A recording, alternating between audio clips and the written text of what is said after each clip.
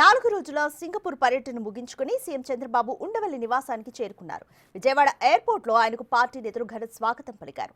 Road మార్గంలో CM Chandrababu Undavalli నివాసానికి బయలుదేరి వెళ్లారు.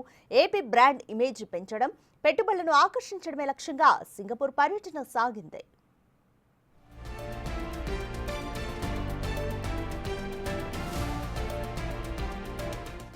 ఈ టూర్లో అవిశ్రాంతంగా వివిధ సమావేశాలు, రౌండ్ టేబుల్ చర్చల్లో పాల్గొన్నారు చంద్రబాబు.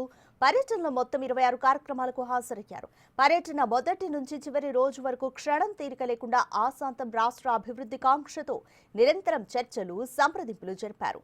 ఏపీ, సింగపూర్ మధ్య సహకారాన్ని కోరారు.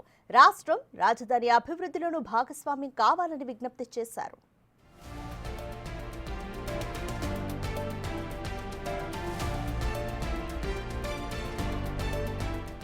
గతంలో జరిగిన తప్పిదాలను సరిదిద్దుకునేందుకు సింగపూర్ వచ్చామన్నారు చంద్రబాబు. నవంబర్ 14 నుంచి 15వ తేదీల్లో విశాఖలో నిర్వహించే పెట్టుబడుల సదస్సుకు హాజరు కావాల్సిందిగా సింగపూర్ ప్రభుత్వ ప్రతినిధుల్ని ఆహ్వానించారు. సింగపూర్లోని భారత హై కమిషనర్ శిల్పక్ అంబులే పర్యటన ఆశాంతం సీఎం బృందానికి సహాయ సహకారాలను అందించారు.